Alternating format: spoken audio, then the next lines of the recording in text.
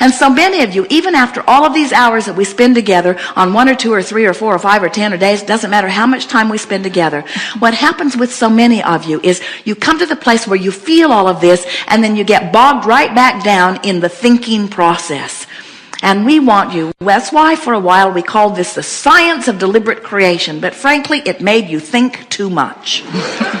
Oh, it's science, I must think about it. Creation, ooh, creation, deliberate, oh, I must be very deliberate. I must think about that which I'm becoming. And we want to say to you, life just makes you do that. You can't not do that. Everybody does that. Even one-celled organisms do that. In other words, you can't cease but do that. So then, as we saw you worrying so much about what you were thinking, we decided to give it a whole new name. Let's call it the art of allowing. Let's put it into the framework of that which you all are about. Let's figure out ways that you can now allow yourself to be what life has caused you to become. And that's when we really got specific about helping you to understand that the guidance within you, so you feel the guidance within you is alive and active and more available to you the more you use it. So as you care about how you feel, and you gravitate to the thoughts that feel increasingly good, and you get better and better and better results, that's a wonderful thing. But we don't want you to be result-oriented. We want you to be how I feel in the moment-oriented, because you're never going to come to the end of the results that you're seeking. And when you are looking for results, invariably you become impatient about how fast you're getting there, and then you turn upstream. So if you don't be result-oriented, but you still instead be how I feel in the moment-oriented, now you're always on your path. So people looking at you from the outside begin to notice that, first of all, you feel better. They can feel that the tension has dissipated within you. And then they begin to notice that they heard you talking about something, and next time they turn around, you're driving it, or living in it, or owning it, or feeling it, or living with it. In other words, they begin to notice that your words are translating into the physical equivalent more rapidly than seems fair to them from their vantage point. And then you begin to notice that the having of things becomes less significant, although you can have anything that you want, because the having of things used to fill a void that no longer needs to be filled, because you filled the void up with alignment with who you are. The void was never about needing one more thing to bring home. The void was never about need in a relationship. The void was about the misalignment between you and you. And now you've figured out how to deal with that alignment, and you've understood that that alignment's not like a college degree that once you get it, it's yours forevermore. Your alignment either is or isn't in the moment, and it's always available to you. It's just a thought or two away. Now you begin to understand that life is about living. It's not about buying. Life is about being. It's not about achieving. Life is about the pathway. It's not about the ending place. Life is about the journey. It's not about the destination. Life is about the going. It's not about the getting there. Life is about the living of life, not about the getting to some place that you always wanted to be in life. Life is what you are about, is the eternally unfolding genius that you are, and you never stop unfolding. So you can't get it done. And if getting it done matters, then you're in deep doo-doo, because you can't get it done. So when you relax in that attitude, when instead of, as you come together in a group, trying to figure out how to get this big clump of money so that you can do something with it, you're enjoying being together as a group.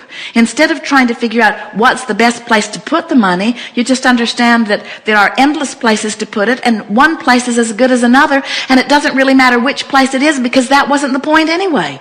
The point wasn't to find the most needy place and put your money there. The point was to have a reason for money to flow through you towards something that made you feel good while it was flowing through you.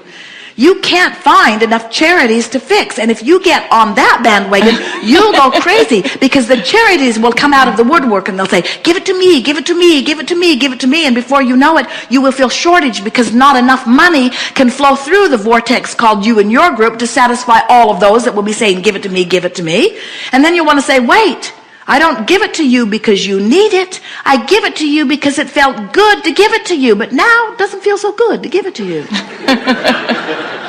Jerry and Esther met a wonderful girl in a restaurant in California a while back, and they could tell she was from another country. She had a delightful accent, and as they visited with her, she was from a part of Russia, and they liked her so much. They liked her sweetness. They liked her trying. They liked how much she wanted to do a good job at what she was doing. And so Esther had a purse full of money that she had been carrying around from one of the workshops, and as she was writing the amount for the tip, she said to Jerry, "What do you think about just giving her this envelope?" And Jerry said, "I think it's a good idea." He didn't even ask how much was in it. It didn't matter to either one of them.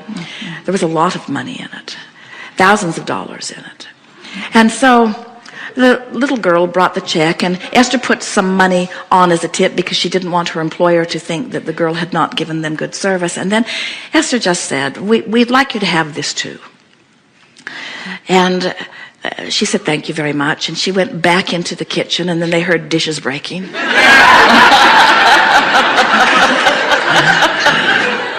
And she comes back to the table, and she is beside herself with appreciation. And then she begins to tell them how much she needed this money.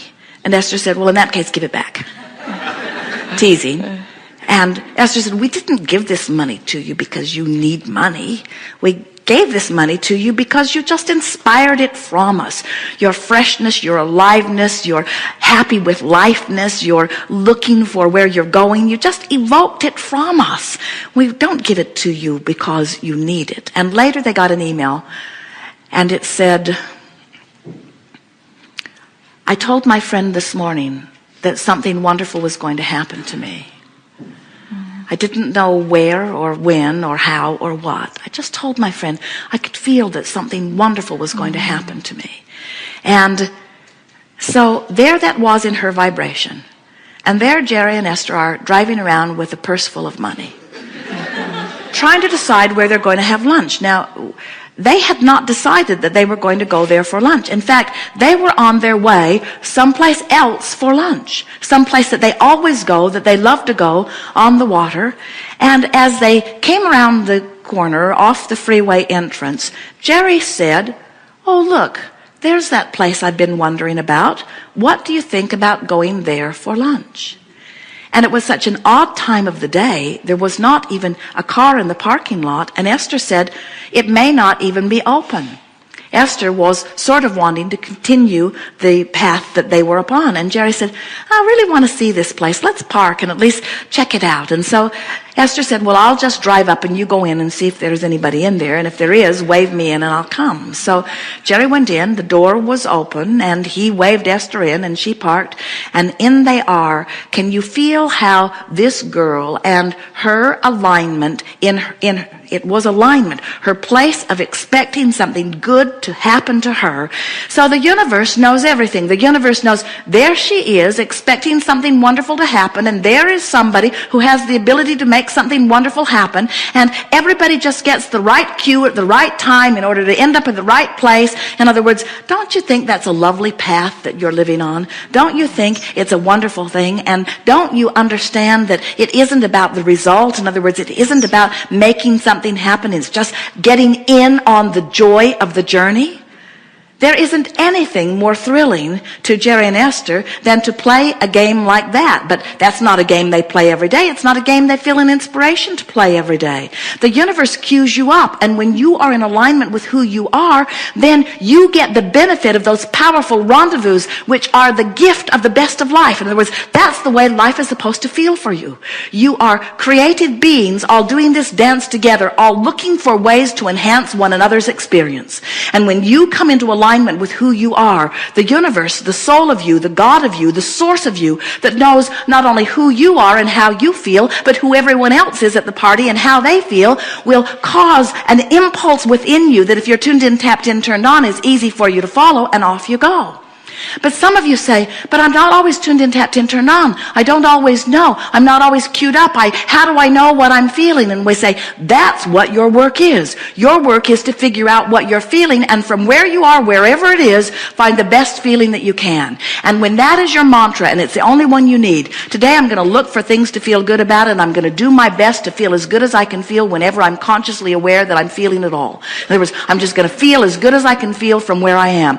As that is your eternal quest, what happens is you just feel a little better and feel a little better and feel a little better. You feel a little better about this. You feel a little better about this. You feel a little better about money. You feel a little better about your body. You feel a little better about your mate. You feel a little better about your president. You feel a little better about the weather. You feel a little better about your body. You feel a little better about money. You feel a little better about your president. You feel a little better. You feel a little better about this. You feel a little better about that. And before you know it, you feel a little better. You feel a little better. You feel a little better. You feel a little better. And you are no longer now needing to control things, because you can't control them anyway, and you feel better anyway. And the better you feel, the more aware of how you feel you are, and the more aware of how you feel you are, the better you are able to make choices, until before you know it, you're just flowing along, and life is going so good for you, and people are looking at you, and they're wanting to say, because they don't get it maybe, why is your life so good? And you say, well, there's this stream. And I've got this boat. And I used to have these oars. I threw the oars away a long time ago.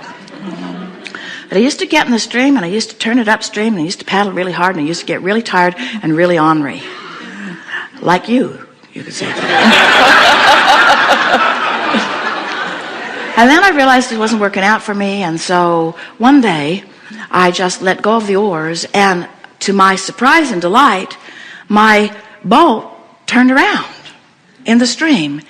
And as I relaxed there, thinking at first, I need more oars and more oarsmen to help me, I began noticing that the ride on this river was pleasant, and that when I relaxed and allowed myself to enjoy, that everything that I'd ever wanted was within easy reach, and my boat in the water took me to it.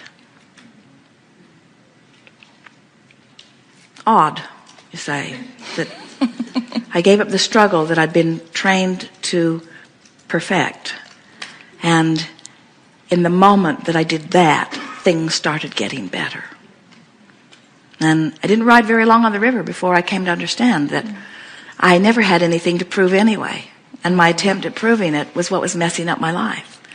There was never anything that I was supposed to do anyway. And when I stopped doing it, things got better right away. Turned out I was worthy without the struggle.